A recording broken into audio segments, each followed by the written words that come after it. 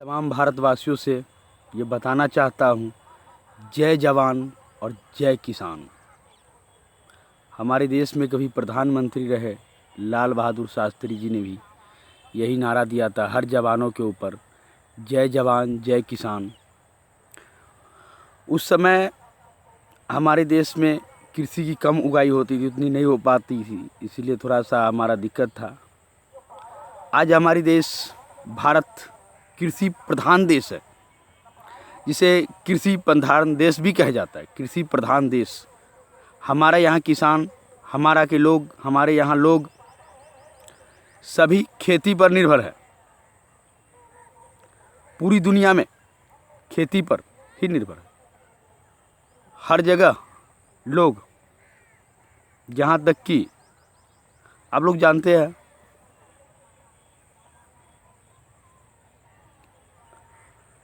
कि जब आप कंप्यूटर के सामने बैठते हैं तो सारी दुनिया आपके सामने होती है।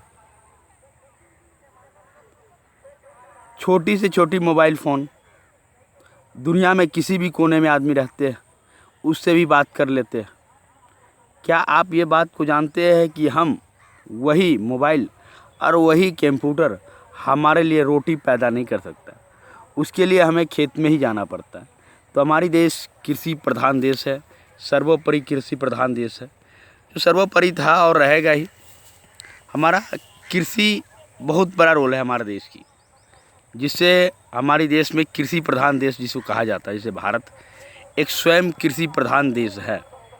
जिस देश में कभी भी देखे होंगे आप लोग, हमारे देश में अब अन्न की कमी नहीं है, अनाज की कमी नहीं है। दूसरे देश को हम बैठा कर खिला सकते, इतना अनाज हमारे पास है। हमारा देश उस देश में से एक है, कृषि प्रधान देश जिसको कहा जा सकता है। वही देश कुछ साल पहले आप देखे होंगे कि भारत में अन्न के बगैर शास्त्री जी के टाइम में भुखमरी का बहुत ही अजीब था, लेकिन वो समय दूसरा था, वो अजीब वो समय रहा था। लेकिन अब वो समय नहीं है। भारत ऐसी देश है जिसे सदियों से एक दूसरे से प्रेमता संबंध बनाना ही जाता है। मैं विचार करता हूँ प्रत्येक भारतवासियों से, प्रत्येक भारत की कोना कोना से ये हमारी बातों को प्रत्येक हिंदुस्तानी तक पहुँचने चाहिए, प्रत्येक देशवासियों तक पहुँचना चाहिए, प्रत्येक भारतवासियों तक पहुँचना चाहिए। जो भारत माँ की सच्चे सपूत्र है, वो इस बात को अवश्य कहीं ना कहीं ज़रूर ही इस बात को रखेंगे एक दूसरे में, क्योंकि भारत वो सर्वों से कृषि प्रधान देश रहा है और रहेगा ही। कृषि ऐसा चीज़ है हमारे देश में सबसे बहुत महत्वपूर्ण निभाया है, जो कृषि है। इसे कृषि से ये पूरी दुनिया चल रही है। अब सामने देखिए, आज भले ही इलेक्ट्रॉनिक युग हो चुका है, लेकिन फिर भी लोग खाते हैं अनाज ही, जिसे स्वयं खेती से उपजाते हैं। हमारे देश में कृषि बहुत कुछ ही देती है और देता रहेगा। इस तरह से कृषि प्रधान देश हमारा देश को कहा जाता है भारत। और कभी हमारा एक समय था जो ब्रिटिश में गुलामी की जंजीर में हमारा देश रहा करते थे, अब उस समय में नहीं है। कभी हमारा देश, इसे सोने की चिड़िया भी कहा जाता है। अब तो खैर लोग उसे सोने की चिड़िया नहीं कह सकते। कभी भारत कभी सोने की चिड़िया था, कभी विश्व गुरु था। आज मैं साक्षात में देख रहा हूँ कि भारत एक विराजमान देश है, जिसे भारत की प्रत्येक कोना, प्रत्येक गांव, प्रत्येक शहर, प्रत्येक कस्बा, प्रत्येक टोला, प्रत्येक छोटे छोटे घरों, मैं हर जगह इस बात को रख रहा हूँ कि आज इस बात को प्रत्येक गांव गांव तक पहुँचाए, प्रत्येक घर घर तक पहुँचाए, प्रत्येक आदमी तक इस बात को रखे, प्रत्येक आदमी तक इस बात को पहुँचाए। जिससे क्या होगा कि हर भारतवासियों में जागरूकता फैलेगा। हमारी भारत बहुत जागरूक के रास्ता पर चले। हम वो नहीं जो हम किसी के सर्वो अधीन हैं, हम वो नहीं जो हम किसी के बहकावे पर चलते हैं, हम वो नहीं जो कभी हम किसी की बहकावे में चला करते थे, हम वो नहीं जो कभी किसी की बहकावा में चले। हम वो है जो हम जिस रास्ते से चले उस रास्ते पर, हमारे रास्ते देख करके दुनिया चले हमारे रास्ते पर। कभी सुने होंगे कि भारत कभी विश्वगुरु हुआ करते थे।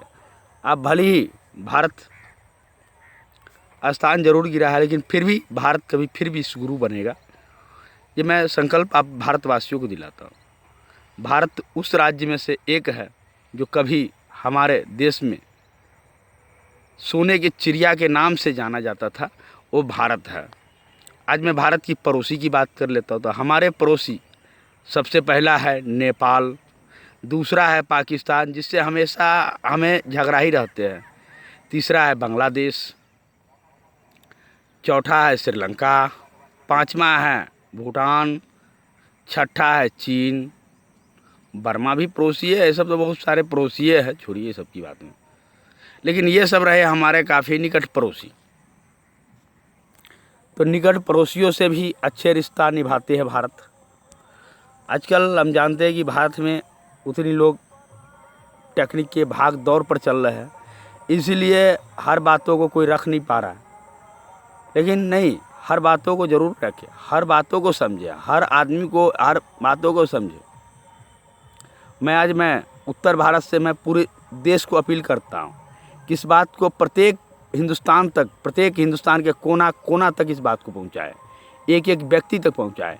जैसे गांव कनेक्शन हो या घर कनेक्शन हो या टोला कनेक्शन हो, उसके ज़रिए इस बात को हर आदमी तक पहुँचाए, हर आदमी तक रखे। आजकल के युग बदल चुका है, आज तो सोशल मीडिया के ज़माना है, तो सोशल मीडिया के ज़रिए पहुँचाए, किसी तरह पहुँचाए, लेकिन इस बात को ज़रूर पहुँचाए ताकि प्रत्येक भारतवासियों में जागरूकता फैले। अभी भी कुछ महिला ऐसी है जो जहाँ जागरूक नहीं हो पा रही, बहुत जगह तो ऐसी है जो कुछ इसके बारे में समझते तक भी नहीं। अब एक देश है जिसका नाम कभी सुने होंगे, कांगो। वहाँ के व्यक्ति को कुछ भी समझाना बहुत मुश्किल है, लेकिन भारत में वैसा अब नहीं है, शिक्षित हो चुका है, सब समझ रहे हैं। बहुत जगह है जो समझदारी बहुत कम है। आजकल लोग सोशल मीडिया पर ज़्यादा आ गया, सोशल मीडिया प्लेटफॉर्म पर। तो सोशल मीडिया प्लेटफॉर्म के रास्ते भी हर बात को पहुंचाया जा सकता है, ऐसी कोई बात नहीं है।